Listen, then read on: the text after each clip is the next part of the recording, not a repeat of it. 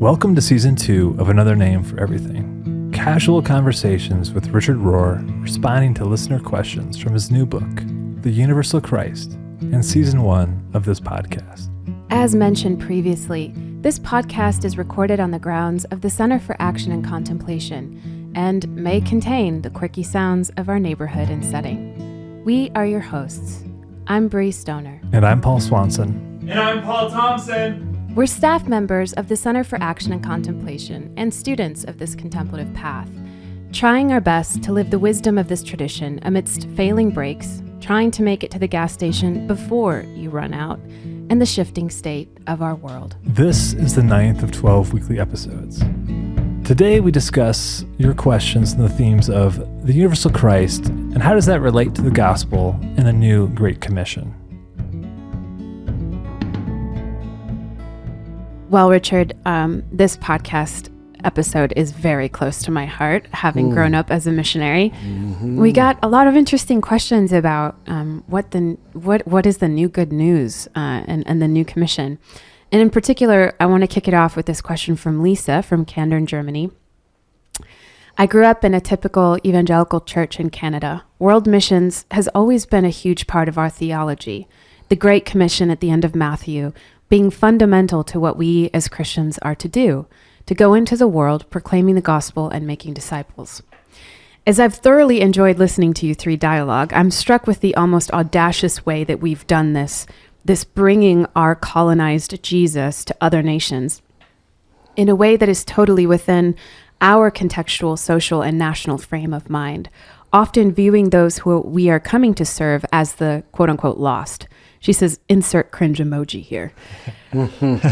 My husband and I currently work at a missionary boarding school in Southwest Germany. And I got to pause here. Lisa, Black Forest Academy to any missionary kid is so well known. It was where I was going to go to high school. Really? Yeah. So, and I have sakes. So many friends who've gone there. So she says, my husband and I currently work at a missionary boarding school in Southwest Germany, teaching kids whose parents are missionaries in Europe, Asia, and parts of Africa.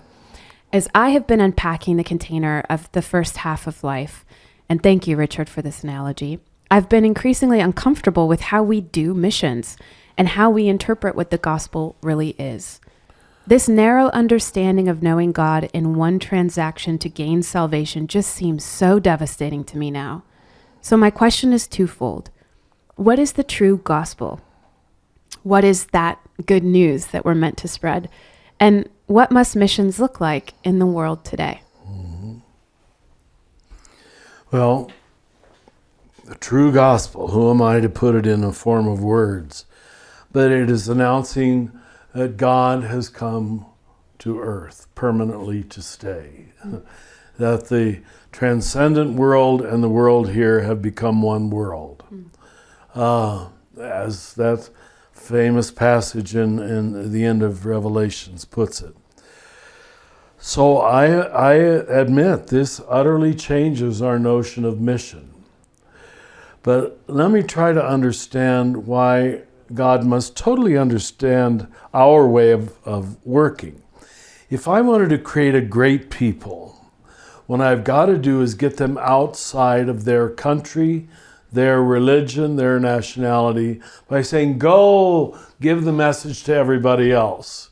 And then you will find yourself converted by the people you thought you were supposed to convert. Mm-hmm. We call it reverse mission. And this woman is fully experiencing this, that my gosh, here I thought I was giving it, and I am. Mm-hmm. I don't want to take away that she's brought some good truth and love to the people she's teaching. But that we're always on the giving side and the others are always on the receiving side is a myth and even a lie. It's not true. And until that changes and we allow those we think we are teaching to teach us, the great flow of the Trinity and the body of Christ has not begun to happen. But I can still understand why, to get this yeast flowing, I've got to get some fervent people on the road out of their world to think they got the whole truth. And they are fervent enough like your parents were, to move to Spain from Michigan. Yeah, well, Michigan and Indiana. Indiana. I mean, you got to say, they were beautiful souls, that they cared enough about the larger world, other people. So God's choosing some select folks here to go and to the next step. And it usually takes a number of years. Your first years, and I learned this from my years of giving retreats to missionaries, Catholic missionaries. I can't remember a single exception to what I'm saying. A single, both brothers and nuns and priests, that they would say it even stronger than I could. You know, these people are giving me far more than I'm giving them. Or when I went to Nepal and the Jesuits were forbidden to baptize a single person, and they simply went there to give humanity and broadness of vision, admittedly, even to the upper class of Nepal. I just met a man from Nepal 3 days ago, and he said that very school where I gave the retreat now has been opened up, and they are allowed to. That was a real surprise to me, that they don't impose Hinduism as the only religion. Now, the Jesuits had to wait 50, 60 years for that, but they have created the elite of Nepali society. They really have. They've educated the elite. Now, I know a lot of them will use it for their own purposes, but a lot of them will use it for bringing good news to all the people. And I don't mean just talking Jesus language. I mean caring about the water. Nepal is a fifth world country, low development, low resources. You can't get lower than that. And even when I was there almost 30 years ago, all the people that I met, that's a limited amount for sure, but who were working on water projects, farm work, were graduates of this Jesuit school who had no freedom to make anybody Catholic. So they had to wait 50, 60 years. I don't know the exact year. Well, I think you're putting your finger on a really important distinction, which is the distinction between proselytizing and converting and service. Yeah. You know, and I think that's part of what I'm locating in Lisa's question, because, you know, growing up a Baptist missionary, we were, you know, technically, according to all the churches that supported us, we were there to convert people, right? And yet my parents' work actually oriented towards service. They worked with the Spanish government. They created anti-drug programs, a youth center. They did basketball tournaments. My mom worked with, took care of some members of our community who were dying of AIDS in a time when that was just considered to, you know, you weren't even allowed, nurses wouldn't even go in the room, you know? So I think part of what's difficult for those of us who grew up evangelical is that is so much of our entire storyline and worldview. We're here to bring this news via converting other people, bringing them into this theological mindset. Also, it's a little bit colonial. It's like, let's go into these countries. I know. Well, that's probably the understatement of the century. It's colonial. It is colonialism. You a while to see that. Yeah, and don't hate yourself. Yeah, right. And so even when I look at my parents' work, they were oddballs because they wanted like us as kids, my brother and I, to go to Spanish public school. They wanted us to be fully integrated in the culture. They invested themselves in relationships in a way that was very unusual, because they believed in that kind of cultural humility. So I guess back to Lisa's question, for those of us who come from an evangelical background, does the gospel change from a theological conversion to how do I just serve people? Is that what you're saying? Like it becomes about just serving humanity, serving people, serving the world, serving our ecology, the nature, without needing to convert? Let me offer a word previous to service: solidarity. And then let the service come out of that. that the way God emptied himself and came into this world is the way your parents, it seems, came into Spain. They let go of Midwest American culture and came there to live in solidarity with Spanish culture and all it was offering them. That led them to service. If the service does not come from solidarity with, it is colonialism. You know, it's you keeping your superior position. I'm always the giver and they're always the taker, which maintains you in your superiority and your arrogance. And we can't do that anymore. But isn't it interesting that it took us this long in history to clarify those kind of things? And I mean, our missionary orders are decimated because the earlier one was so vigorous in its goal and intention. Maryknoll being the grand example of, they sent nuns and priests and brothers to the whole world in the 1940s and 50s and early 60s. And then we had to face this, my gosh, they're giving to us. And that changes everything. Of course, the ego doesn't have all the confirmation now of being, I'm the higher one, the greater one, the smarter one, the one who is gaining heaven by doing this. So our egocentricity has been revealed. This doesn't mean we were bad people. We were again caught in a cultural matrix. That's why I keep saying evil is cultural, collective. And you went over there and identified with that cultural matrix. It seems that even AIDS occurred in that time, and your mother had the ability to stay with it wherever it's leading us. That's good. That creates big-souled people, and if you don't mind me saying, it creates people like you and your brother, who are now the beneficiaries of a much bigger world.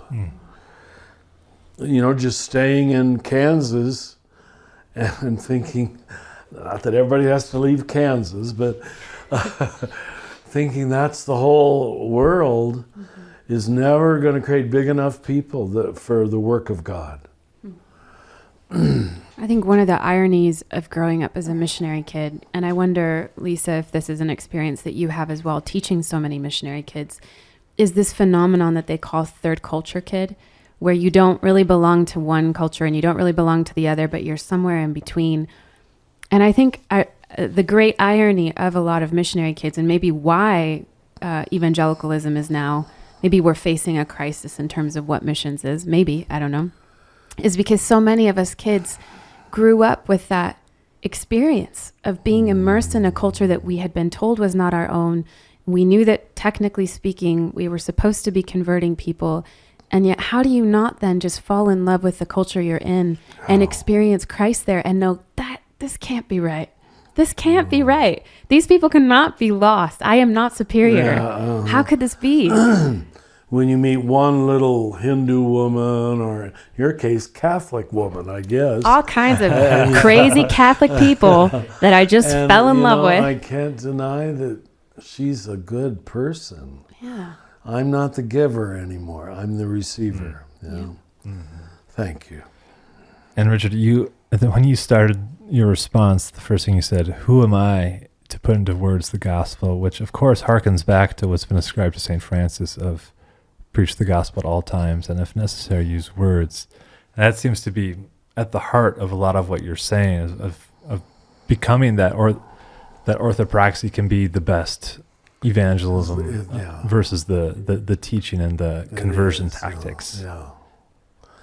There's a whole order, the little brothers of Jesus, who just go to poor parts of the world and live there. No mission beyond presence. You want to talk about self-emptying. To wake up each day and place one foot in front of you. Yeah. What am I doing here, you know? In solidarity, right? Our next question here comes from Danielle from Tucson, Arizona. If all the religions of the world describe God in some way, and one can know God from any religion, is there still a place for disciple making or evangelism? If so, what does that look like? If not, then the whole foundation of evangelicalism crumbles, and that is what I'm trying to figure out how to let go completely. My purpose shifts dramatically, but then deconstructing is so difficult and so terrifying, and I feel like my whole life has been a waste in many ways. How I've invested in the world is now being discarded, which is okay, but I'm so uncertain how to articulate where I am now. What you see in Danielle is an utterly good energy, and that's all that matters. It's your positive energy that changes reality. Your exact vocation, role, career, job, that's secondary. It's your life task, but it's not really your life. And it's your life that generates more life. So positivity is going to create more positivity, but she is, hallelujah, going through the second box of disorder. I don't know, Danielle, that we don't all have to do that. To come to a point, was the first half of my life a big illusion? That's what projects you into the second half of life. Somehow asking that question, my God, I got it all wrong. And not hating yourself for it. That you were wise enough, humble enough to stay on the path to come to this moment of this Damascus Road awakening has been the work of God, and it all probably had to happen that way. I mean, certainly when I left Kansas, went off to the seminary, I was a product of pre-Vatican II Catholicism, that I clearly thought I was going to save the world, which appealed totally to a young boy's ego. I'll get educated so I can help others. Well, I was helping myself by getting a very, admired career in that period of history. So it was for very inferior motives, mixed motives, which is how we do everything. Don't hate yourself for it. That's why God is so essential to the equation, because God loves imperfect things and imperfect people who operate with impure motives.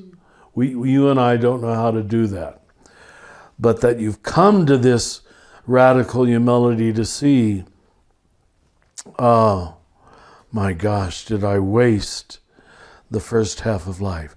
Deconstructing is so difficult and so terrifying. You can tell she's in the belly of the beast right now. Yeah. Beautiful. Hallelujah. That means you're heading toward, and already largely in, reorder, or the resurrected state. And it's often after going through that deconstruction, right, Richard, would you say, where you can see the gifts of the, that you're unable to see when everything looks like folly. Yeah, just fake. Yeah. I was a big fake. Right. You got to go through that for a while. That's the necessary humiliations wouldn't be humiliations unless they're humiliating. That's the only way they work their magic. Right. Where it's got to pull out the rug from beneath what you had built your persona on, your identity on. And in some way, we all have to say, I was all wrong. But not fall into self-hatred. And only humble people will do that. That's why so many of our saints, and even the Bible says, the proud man cannot know God. The proud woman, too, I'm sure, can't. Because they insist on maintaining that first persona in all of its glory and all of its delusion.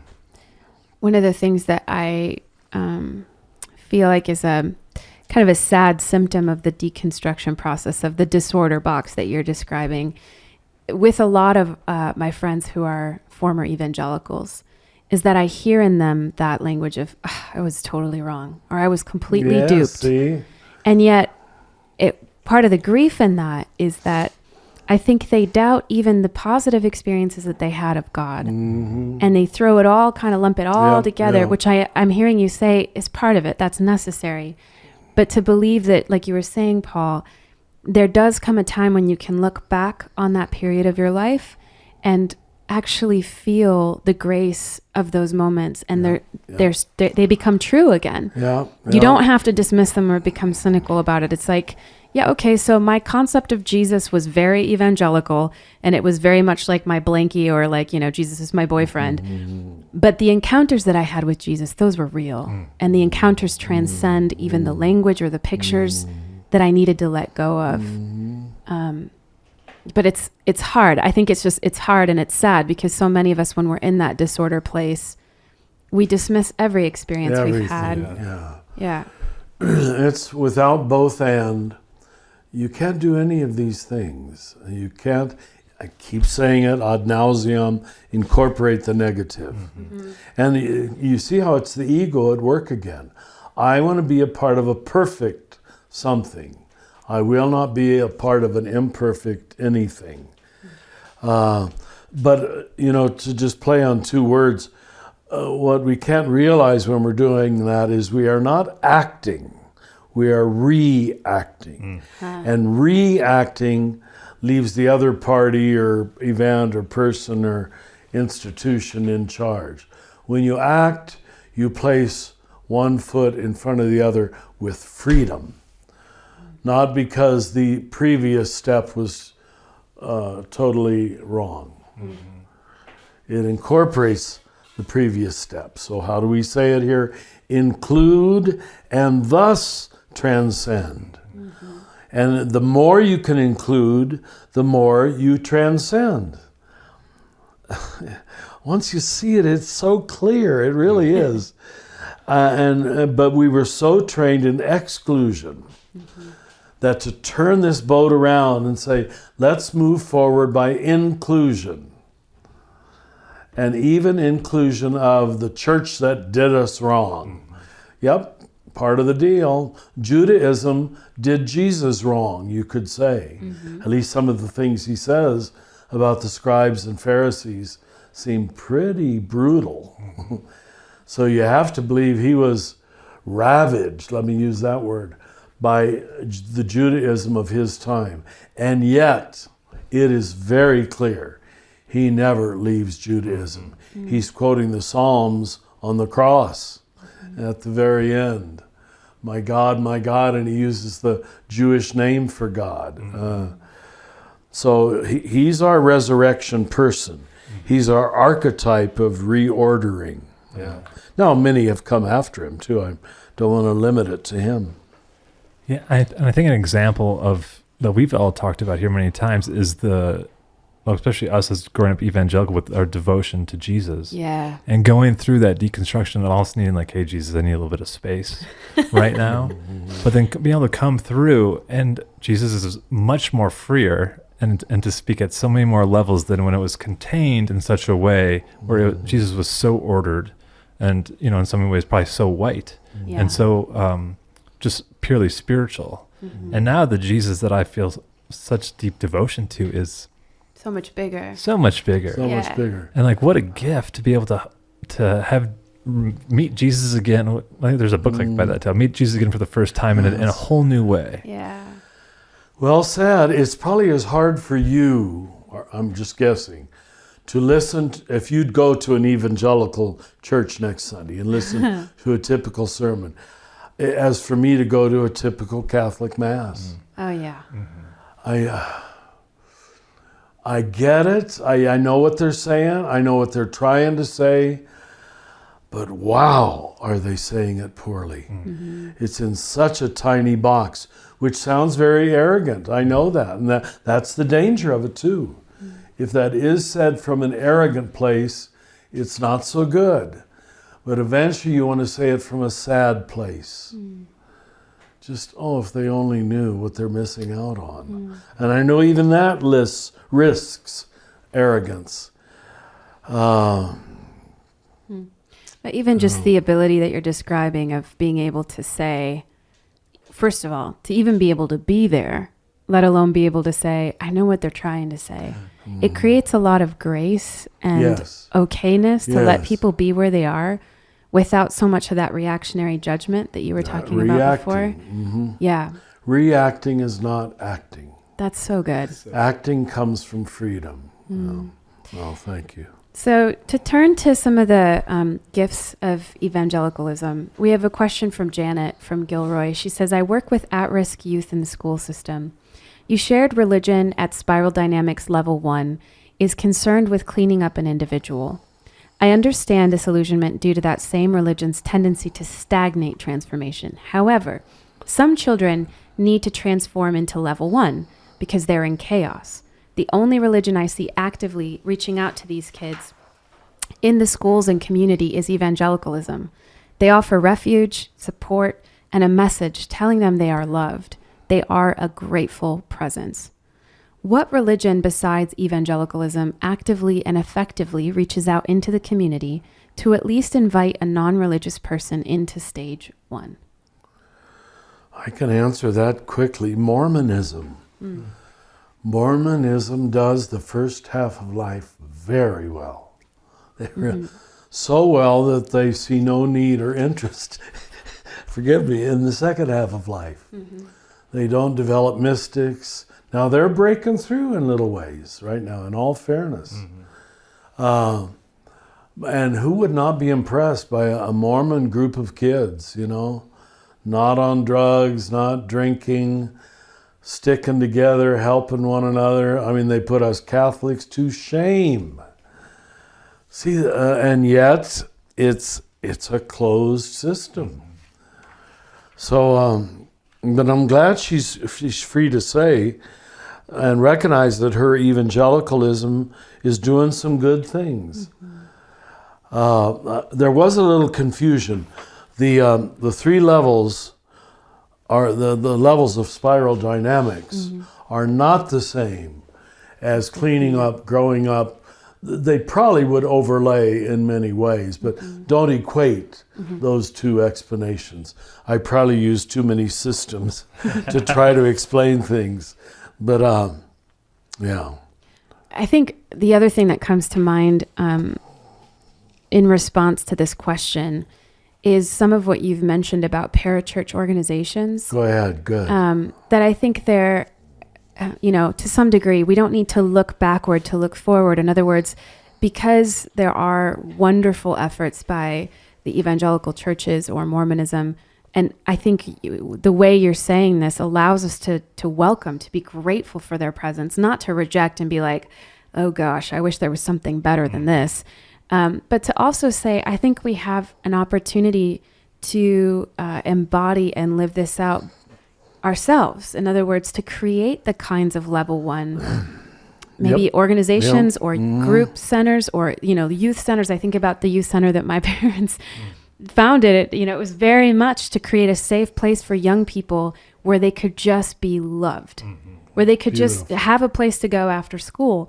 And so, I think in some ways we can learn from the evangelicals in their capacity for outreach and just for presence and for love, and consider what types of organizations we might birth in our time.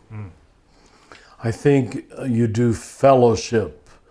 Do you still use that word a lot? Yeah. Yeah. You do it much better than Catholics do. Yeah. When you're the dominant consciousness, Spain, we're all Catholic here. You don't need to do fellowship. You think you don't need to do fellowship. But what you create is a very anonymous kind of Christianity. And this is another one of the gifts of evangelicalism, creating small community. Yeah. And I can do nothing but praise you for it. It does, evangelicalism does so many things right. You don't grow, well, you do grow beyond it, but you grow through it. Is that a better way to say it? It is. Yeah, That's you nice. grow through it. Yeah. And collecting all these little jewels along the way which prepare you for the next stage of consciousness. And so you might think you've left. You really haven't. I haven't left, really. My pious pre-Vatican II Catholicism in Kansas in a certain way. And people who know me know that's true. I mean, I still get excited about the feast days and the liturgical seasons, and a beautiful piece of religious art or sculpture still just infatuates me. Yeah. It's early brain stem development, which you do not change. You do not change. I think about some of what you've talked about, Paul, the relationship, the devotion to Jesus, the closeness of the experience of Jesus, and how for many of us growing up in the evangelical world, we do have such good training on an immediate access to God. It's there, the Holy Spirit and Jesus. I mean, your daily devotionals taught us discipline, our love of the scriptures taught us respect for tradition. Respect for people. Which we don't have much more in America. I even think about our worship sessions, which I now somewhat cringe over because it seems so manipulative now. But, I think how good it is to teach people to relax their rational minds and be more embodied and to breathe together and sing together. These are good training. Yeah. Because what really changes us is culture, not religion. Yeah. And that was a culture that had many good aspects to it. Like when a young person is polite to me, I almost always know they were raised evangelical. That sounds like a stretch, but okay. They'll say sir or lovely. Yeah, it's so true. That's where I found my love for community, because having these little old ladies care for me in Sunday school, or have an intergenerational community where people would know my name when I was 5, 10, however old I was. And then as I got older, to have mentors in high school who, it didn't matter that we were so different, but they would just, that outpouring of love and I'm praying for you. And I think that is one thing that I haven't found as much in a lot of progressive Christian communities. They don't have that tightness. As I said yesterday, we don't do devotion very well. And we don't do dedication very well. And without that, there's not a lot of heart. You pull heart out of the equation and it won't be long lasting. Like our Vatican II progressive thinking, for all of its brilliance, we can statistically prove that Vatican II parents did not pass on their faith to their children. Almost all of them have left. Not with anger, just with boredom. Yeah. Yeah. So this next question comes from a local. It's from Justin from Albuquerque here in New Mexico. And he asks, in regards to having an incarnational lens on the world, I've been deeply concerned about the rise of violent attacks in places of worship throughout the world, churches, mosques, and synagogues. It appears to me that the fundamentalist worldview that have succeeded in multiplying themselves effectively, while an incarnational understanding remains on the fringes. How can we reverse this trend? Can contemplatives evangelize? What might that look like? And I think, we've covered some of these ideas, but what do you think about that, reversing that trend of being on the fringes? That an incarnational worldview is more on the fringe instead of a central kind of lightning rod for what people think of when they think of Christians in the world. Again, apparently it can be statistically proven that conservative groups with sharp edges, clear mission and message, clear in and out, communicate themselves better than others. Because there's something clear to communicate. Progressive groups, and let's put it in the political realm for a moment, a Tea Party Republicans have a fervor, we don't use that word anymore, have a fervor and finality about their worldview that on a certain level is much more, they have the truth, than liberal Democrats will ever have. Look at our 30-some liberal Democrat candidates, all of which are nice, but not in agreement very much. This is a dilemma I have yet to solve. And that's why I am glad I wrote the book Falling Upward, because the only way out of it is, for first half of life, we do need the best of the conservative. People who start thinking they're in the second half of life. Like Vatican II kids, we all thought, well, we got the new church, but it wasn't really that heartfelt or that exciting. It was easy to join and easy to leave. If it's too easy to join, it'll be just as easy to leave. You had a little system, I'm talking to two evangelicals here, which was a little harder to join. It had sharp edges, it was clear edges. You know who you were, and you weren't Catholics, or you weren't whatever else. I'm afraid that's the way the ego has to form. It begins by opposition is too strong a word, but what I'm not. Then it can enjoy the luxury and the fruit and the consolation of, but I am one with. I don't think that can come till you first experience the differentiation. So I think Justin is right. I don't suppose contemplatives can evangelize. We're much better leading people into stage of growing up or stage 3 of waking up. But we don't know how to tell people to clean up. Yeah, well, what's interesting about what you're saying is that I think it touches on the perceived sense of lax morality that can often accompany... Perceived sense, but that's a good point. That can often accompany contemplative circles or spiritual kind of, even the Wilbur's Institute, it's like... It's very true.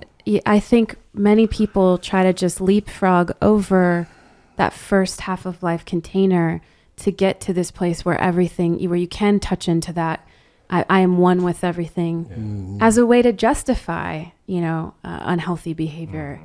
So I appreciate that you're making that distinction. And I also appreciate that there's a gift to conservatism that I think we need to name, which is values, belonging. I think it's discipline. Liberals have no discipline. Yeah. Well, so that's an overstatement, but right. I'm glad I made it. Yeah. Now, Richard, don't be extreme.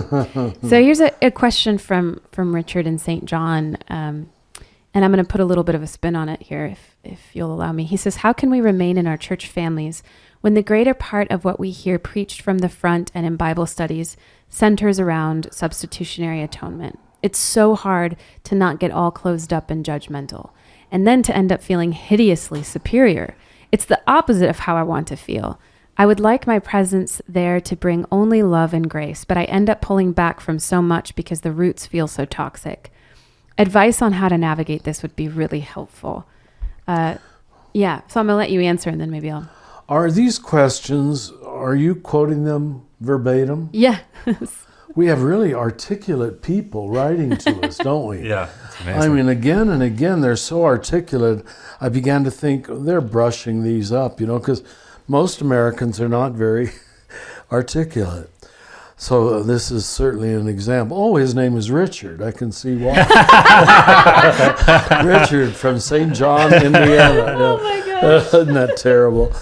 So how do we not become superior in our, I've got, these people are just way behind me, and like they just really don't get it, and they don't get anything about the universal Christ. And how do we not become superior in our thinking or dismissive? Spiritual pride is the most devious and dangerous kind of pride. And there is an ego inflation that comes with spiritual awareness. I think that's why Saint Benedict insisted on labora, working with the earth, as it was largely defined, as necessary accompaniment to ora being prayer. If you don't have, and why the Zen teachers, insist on Zen tasks. Even in the middle of a Zen retreat, we want you to go and clean the toilets. And he's facing that this, and he names it so well, hideously superior. Because even if you have come to a new enlightenment, it was given to you by someone else. It says little about you. You should be grateful to someone, but not thinking you are of a higher order. But the ego goes through that, what Jung called ego inflation. The balloon blows up for a while. There have to be things in your life that puncture that balloon, that let you know that your superiority is not leading you to be a more loving person. There have to be concrete experiences of that. I'm not more loving, I'm more arrogant, I'm more falsely self-assured, I'm more judgmental. And I've certainly had to face that my whole life, that it's a temptation every day.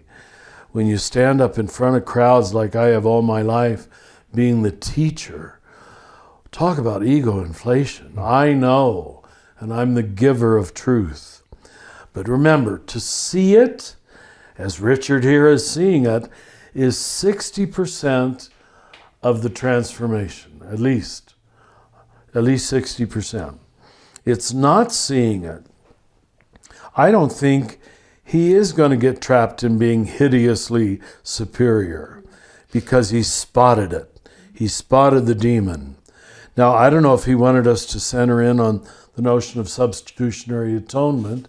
It looks... well, I think it sounds to me like it's that tension point of how do I remain in a community that now teaches things that are so different from what I currently believe without being judgmental, without, and it reminds me of some of the conversations we've had about how to stay in communities of faith, or do I leave? And you said to be careful and to be mindful of any impulse that, I ought to, or I should, shoulds and oughts. In some ways, is part of the healing journey into not being superior to say, you know what, for right now, being in this environment where this type of teaching is happening is making me feel that sense of tension that's making me feel superior. Like is part of the path toward humility to accept that impulse and maybe allow that to be, perhaps by creating some space between himself and this community for a little bit, or, am I asking that question You're right? saying it very well. I think that's the case to be made for detachment, for temporary separation, for getting new perspective, for pulling back. Without it, you lose perspective. Yeah, and sometimes we're trying so hard to do the right thing. Like, I should be loving, I should be perfectly non-judgmental, and we trap ourselves into another impossible system of... an example of this that's happening to us right now is, even 10 years ago, we didn't use the word white privilege. Where did this come from that now we can see it? Some people had the detachment, the freedom, the change of perspective, white people I'm talking about, to stand back and see what none of us could see 20 years ago, that we started with a huge given cultural advantage and head start, which we took advantage of. Why wouldn't we? But don't praise yourself for it. That's an advance in consciousness. It really is. But I don't remember that word, white privilege. In the 60s and 70s, there must have been people who used it, but we were just facing the evil of early stage segregation. That was the focus of our recognition of evil. And it had to be. So enlightenment comes through stages. Well, yeah. That's so good. That's so helpful too, as an example of.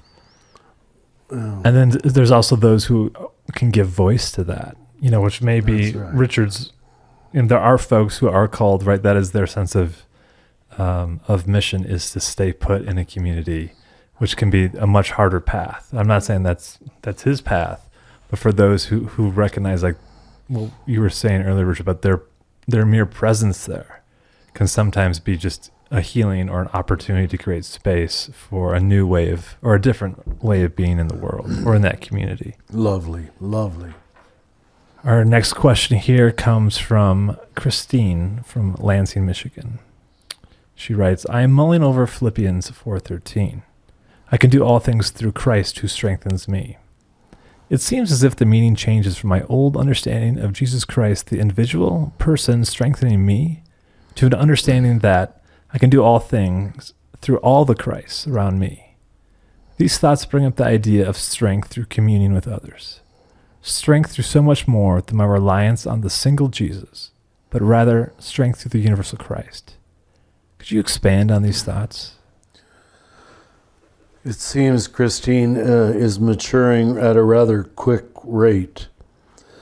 Now, when she comes to the full synthesis, as always, it will be both and. You need the particular to strengthen the communal. I need to surrender and draw upon one loving face to recognize the loving face everywhere else. I need to draw upon one place where universal love is promised before I can risk seeing it in ordinary people where I'm not so sure. So, but I love the way she's saying it. I can do all things through all the Christs around me. So what we're talking about, and here's the geometry of the cross at work, she's learning to balance the so-called vertical, not that God is up there, but that's the way the mind thinks, with the horizontal. When they're matching, and the vertical has become the horizontal, and the horizontal is included in the vertical, you've got the full gospel. You really do, and that's where she's headed. That's directly where she's headed. It's, what was Rohner's wonderful word for, not prevenient grace, that's, God bless him, Calvin. You went to a Jesuit school. I know. This is, how embarrassing is this? No, you should. Well, you might have never had this. Yeah, I'm sure you did. Salvation, and it doesn't matter. But the supernatural existential. Yes. Talk about two big words. Yeah. No wonder you forget them. That in existence, the supernatural is already planted, and when that becomes a full experiential knowledge, you have put the vertical line of the cross together with the horizontal. You have a holistic religion. But you can't leap to that except through trial and error. You don't, in the first grade, learn the supernatural existential. You can't. It's only learned by walking the journey of testing it, relying upon it, and seeing, my God, it can be relied upon. But I guess you're seeing that come through so many of our questions today, this notion of inherent grace. That changes everything. And the frontispiece to the book, since I quoted Karl Rahner, it's if you open the book correctly, after my dedication to Venus, you're going to read a quote from Karl Rahner. The only really absolute mysteries in Christianity, that's a strong statement, are the self-communication of God in the depths of existence. Who of us was told even that? Right. Which we call grace, and in history, which we call Christ. That's the whole book. In 2 sentences from a German Jesuit, God bless him. Leave it to Rahner. Yeah, I was just thinking, like, that's a great summary point to end on as what I feel like folks have been asking about is what's the new commission? What's the new gospel? It's like to be able to express it in that way here is God in our midst, and we did not know, we do not know. Let's awaken to that reality together. Let's see it in each other.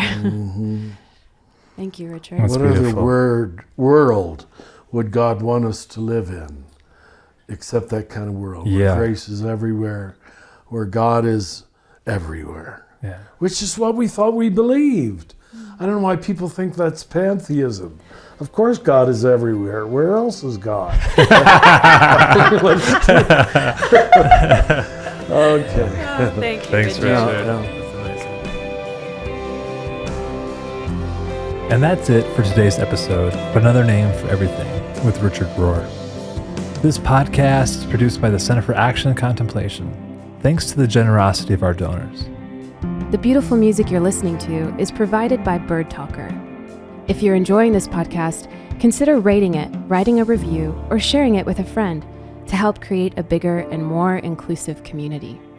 To learn more about Father Richard and to receive his free daily meditations in your electronic mailbox, visit cac.org. To learn more about the themes of the Universal Christ, visit universalchrist.org. From the high desert of New Mexico, we wish you peace and every good.